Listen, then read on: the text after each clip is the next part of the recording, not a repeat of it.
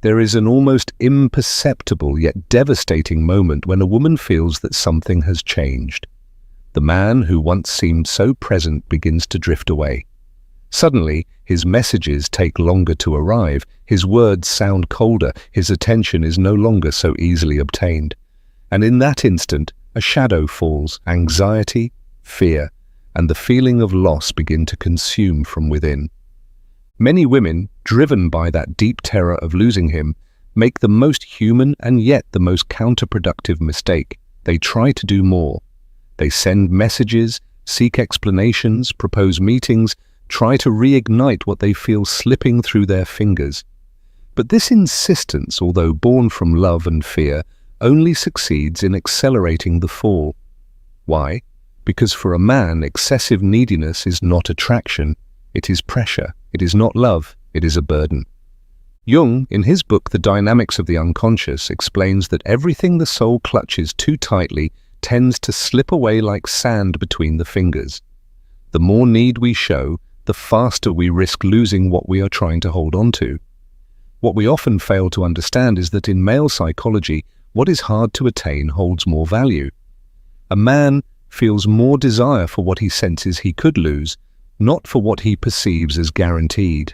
A woman who makes herself too available, too attentive, without leaving room for absence, eventually becomes emotionally invisible.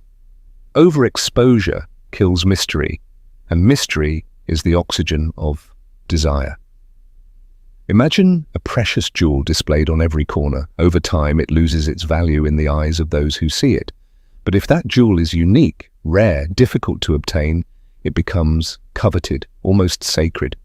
This is how human desire works. This is how male desire works. Today I will show you how to radically change this dynamic, not through cheap games or manipulations, but from a place of profound emotional wisdom. You will learn the art of strategic silence, not as a punishment, but as an act of self-love. You will understand how to invest all that energy into yourself until you become a woman so complete, so magnetic, so fulfilled that his return, if it happens, will be a free choice, not the result of pressure. And if he doesn't come back, you will have won someone far more important, yourself. Get ready? Because once you understand this, you will never chase again. You will learn to attract. When a man starts to pull away, the first emotional reaction many women experience is a profound sense of loss. It's not just the loss of the man himself, but the loss of the illusion of the imagined future moments, of the emotional safe place his presence represented. This loss, although intangible, hits with brutal force. Anxiety settles in silently. Every minute without a reply feels like an eternity. Every cold or distant conversation is analyzed and reanalyzed, searching for signs, explanations, someone to blame. The mind enters an endless loop. What did I do wrong? How can I fix it? How do I make things go back to how they were? And with each thought, the heart shrinks a little more. Jung, in his work, Psychological Types, warns us that man suffers because he mistakenly interprets what happens within himself as something happening outside of him. In other words, we believe that the cause of our suffering lies in the other, when in reality it is an internal battle between our unmet desires and our perception of self-worth. This anxiety and helplessness are not only painful, but also emotionally dangerous. Under their influence, many women fall into behaviors they would never have considered from a balanced emotional state. Begging for attention, persistently questioning, seeking answers where there is only silence.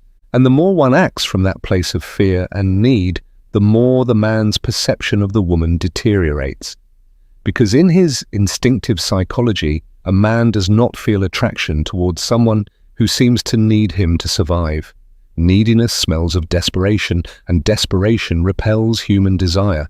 As Jung aptly points out in The Psychology of the Unconscious, desire is born from mystery, from longing, from the space between the self and the other, not from control or possession. Thus, without realizing it, when we try to force the connection we feel is breaking, we end up tearing it even more. We want to get closer, but in that desperate attempt, we move further away. We want to hold on, but the fear of losing makes him run. That's why the first step is not to do more, the first step is to stop. Breathe, acknowledge the pain, yes, but do not act from it. Because every action driven by fear is another brick in the wall now separating us from what we desire. It is an act of immense courage to stop in the middle of anxiety, and paradoxically, it is the first act of true self-love, not towards him but towards ourselves. Faced with the fear of losing a man who is starting to pull away, many women believe the solution is to intensify their efforts. It's an almost instinctive impulse. If I show myself more present, more loving, more available, he will remember why he loved me and return. But this reasoning, although it seems logical from a place of pain, actually goes directly against male psychology. Each extra message, each forced attempt at connection, each search for validation does not rebuild the bond, it erodes it, because the underlying message the man perceives is not love, but neediness. It's not connection, but lack. It's important to understand that human beings, men and women alike, perceive emotional vibrations long before we process them rationally. He doesn't pull away because he analyzes you coldly. He pulls away because something in his instinct screams that something has changed. Carl Jung, in Symbols of Transformation, teaches that what we deny subjugates us, and what we accept transforms us. Denying the anxiety we feel pushes us to act out of desperation. Accepting it, on the other hand, gives us the chance to transform it into inner power. When we refuse to accept the possibility of losing him, we become prisoners of fear, and that fear seeps into every word, every gesture, every insistence. And a man, even without consciously knowing it, feels repelled by that energy. Imagine for a moment a flower. A flower does not run after bees. It does not beg to be pollinated. It remains in its essence, open, beautiful, vibrant, allowing the bees to discover and value it for what it is. This is how feminine self-love should be, a quiet force, not a desperate chase. When a woman throws herself into doing more, writing, calling, seeking forced encounters, she unconsciously sends a devastating message. Without you, I am not enough. And that message destroys attraction at its very root. The paradox is that the more a woman tries to hold on to the connection through insistence, the faster she pushes the man away. Because in the male mind, conquest is essential. They do not value what they feel is guaranteed. Jung, in The Ego and the Unconscious, points out that the soul instinctively seeks what it has not yet possessed, because in desire lies its vital impulse. A man desires what represents an emotional challenge, something he must conquer again and again. Forcing someone's presence is like trying to hold water in your hands by squeezing tighter. The more force you apply, the faster it slips away. It's an act of desperation that ends up stealing your own emotional dignity. Neediness creates emotional dependence, and dependence inevitably destroys respect. When a man perceives that a woman needs his presence to feel valuable, his instinct drives him to seek freedom, because his unconscious tells him that there is no genuine admiration there, but rather an invisible demand that suffocates him. That's why the key is not to do more. It's not to chase after him, to beg for attention, or to try to prove your worth. The real power lies in withdrawing, in reconnecting with yourself, in stopping the need for external validation. When a woman stops fighting to be chosen and starts choosing herself, something changes radically. Her energy transforms. She stops being a need and becomes a gift. She stops being an obligation and becomes an irresistible choice. When the feminine soul connects with its own worth, it begins to emit a different frequency, a blend of serenity, mystery, and fulfillment that cannot be ignored.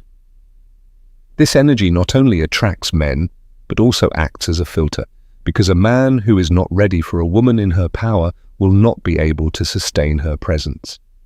It's not about pretending to be indifferent or playing mind games. It's about a real change within you, a change that silently says, I desire you, but I don't need you. I can love you, but I will not lose my soul to keep you. And it is at that moment, when you no longer fight, when you no longer beg, when you have found your own center, that the true magic happens. The man who feels your absence not as a strategy, but as a natural consequence of your self-love will begin to see in you something far more valuable than he had ever perceived, a complete, free, powerful woman. And then, and only then, can a new connection arise, not based on fear, but on admiration, not based on lack, but on genuine desire. The mistake of doing more to avoid losing him may seem, in the midst of pain, like the only way out. But now you know the truth. You should not do more for him. You should do more for yourself.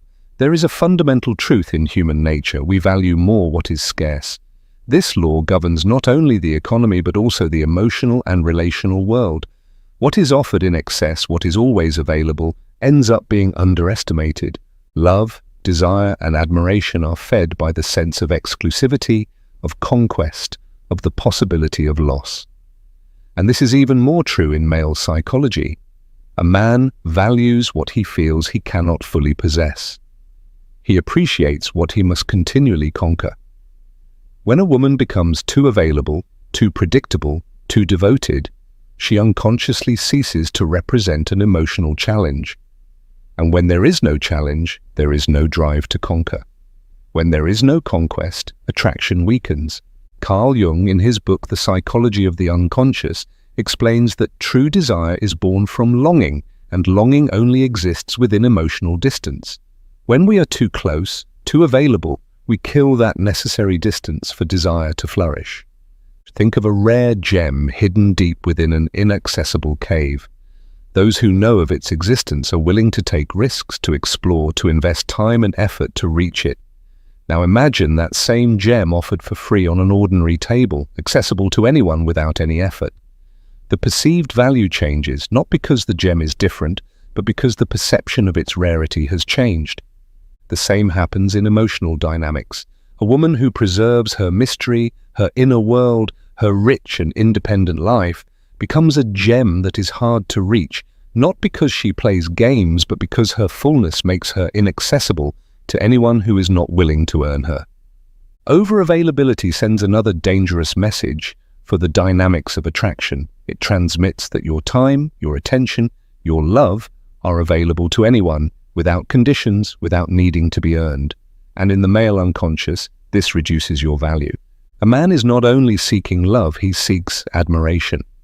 He wants to feel that he has won something valuable, that his presence, effort, and dedication have a purpose. If he perceives that he doesn't need to make an effort, that your love is already guaranteed, his vital drive for conquest dulls.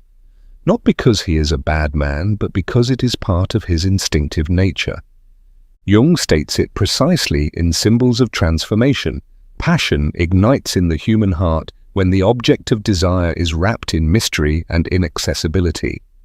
When a woman disappears as an emotional challenge, desire also disappears.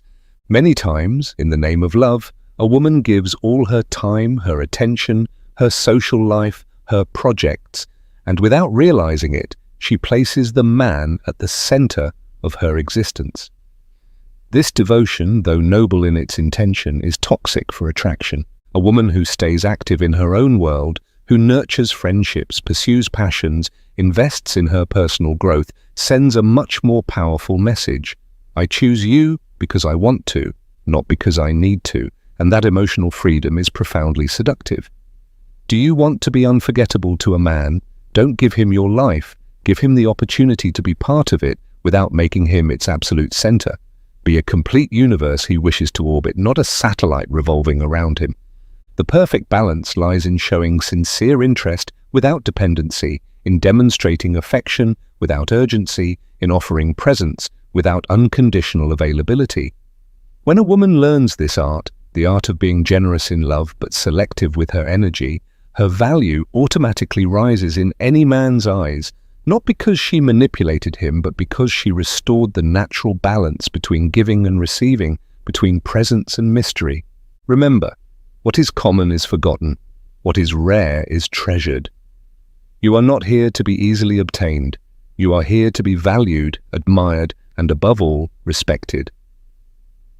When a woman feels that a special man is starting to drift away, the first natural, almost uncontrollable impulse is to try to close that distance with words, explanations, justifications, or promises.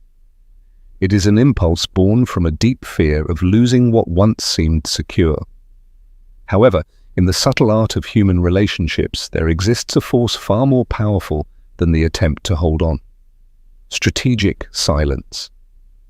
We are not talking about a silence filled with resentment or designed as punishment. It's not about ignoring to hurt or manipulate, but making a conscious act of emotional wisdom. As Jung stated in The Dynamics of the Unconscious, resisting an impulse is not repression, it is transformation. True silence is a transformation of anxiety into serenity, of need into power. It is in silence that who you truly are is revealed. A woman who invests in herself, who keeps learning, who is not afraid to grow, radiates an irresistible vibration of silent strength. She doesn't need to talk about her worth. She radiates it. On the deepest level, the soul must also be nourished, reconnecting with authentic friendships, dedicating time to causes that inspire you, surrounding yourself with beauty, art, nature, everything that reminds you that your life has a greater purpose than simply being loved by someone else. The energy that was once directed toward him now becomes a centrifugal force that builds your own universe. And when a woman becomes her own universe, when her happiness no longer depends on external factors, something extraordinary happens. Her vibration rises to a level that not only attracts, but also filters, because not all men will be able to rise to the level of a woman who no longer needs to be chosen. It's no coincidence that when a woman focuses on her personal expansion, those who once took her for granted begin to feel her absence as a void that's hard to ignore, because she is no longer the same. She has evolved, she has been reborn. And she didn't do it to prove anything to anyone. She did it because, somewhere in the pain, she understood a radical truth. The most important person who needed to choose her was herself. Rebuilding yourself doesn't mean closing your heart or becoming cold.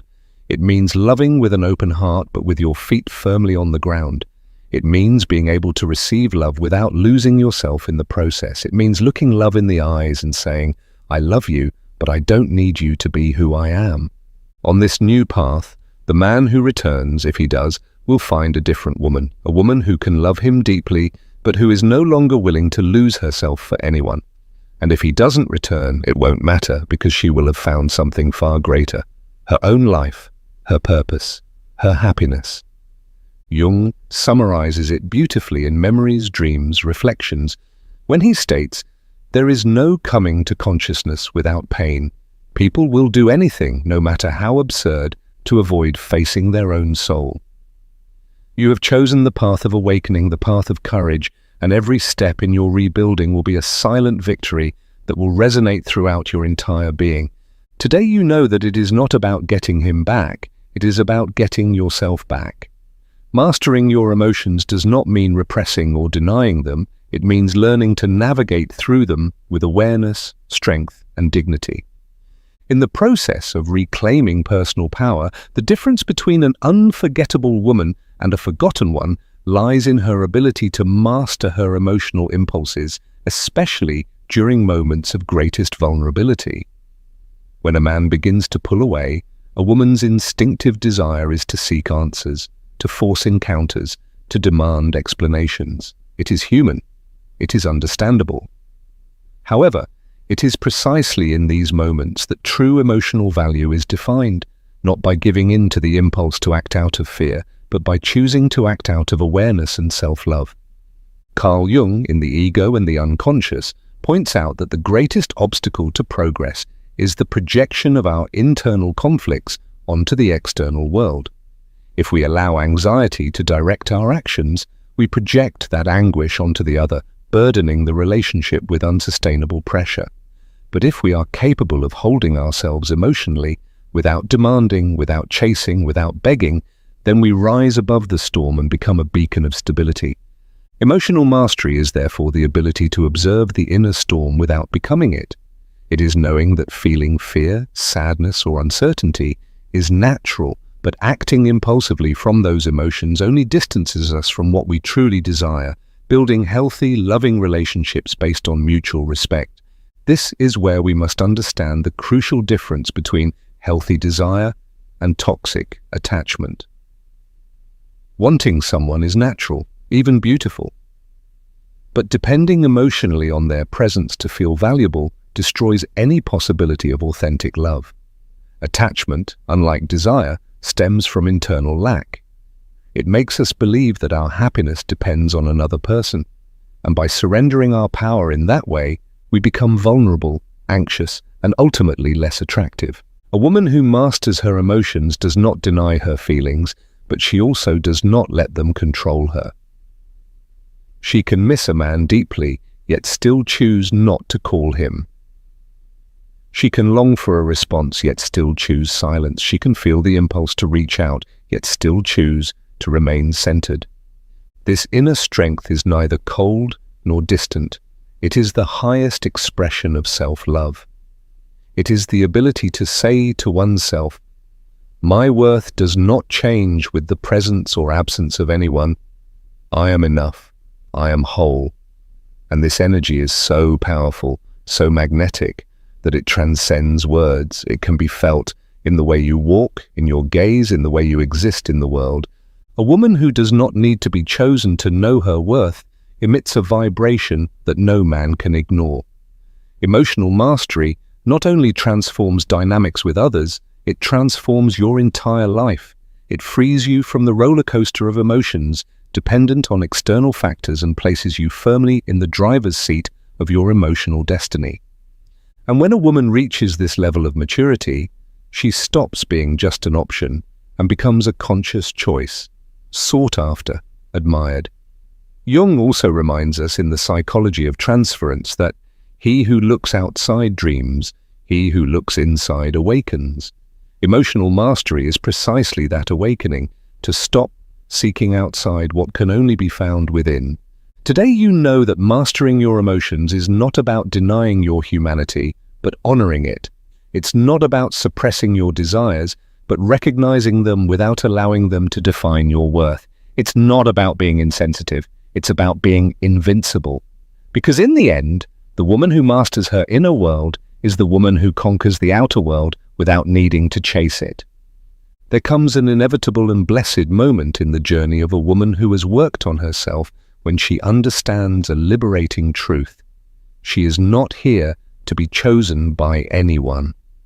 She is here to choose herself every day, to stay true to her essence, to build a life so rich, so full, and so authentic that her well-being no longer depends on the presence or absence of another human being.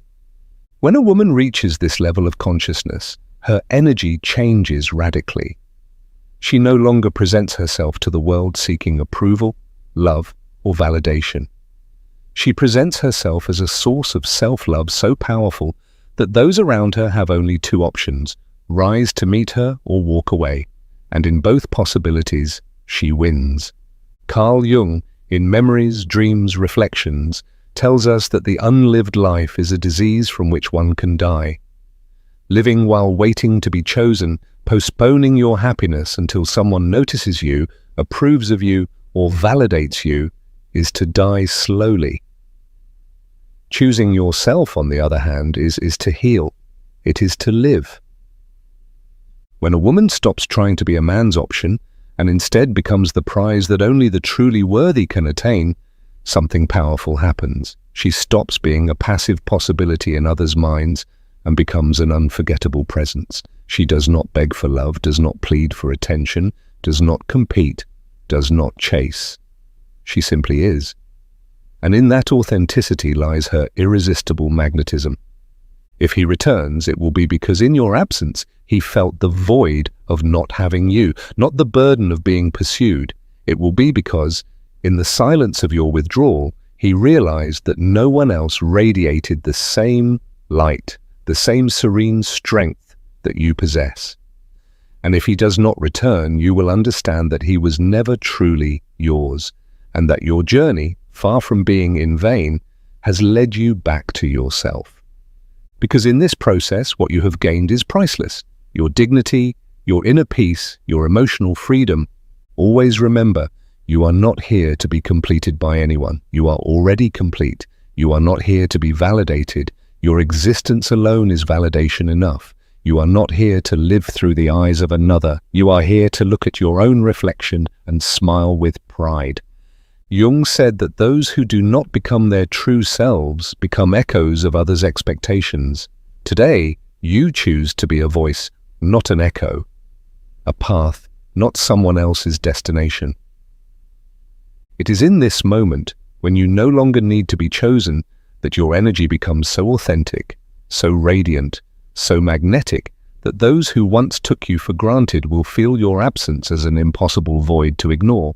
But by then it will no longer be about them, it will be about you, about the unbreakable love you have finally planted and cultivated in the one place it can never be taken from, within yourself. If this message resonated with you and inspired you to see yourself through new eyes, subscribe now and join me on this journey of personal power, self-love, and transformation. Because this is only the beginning of your best version.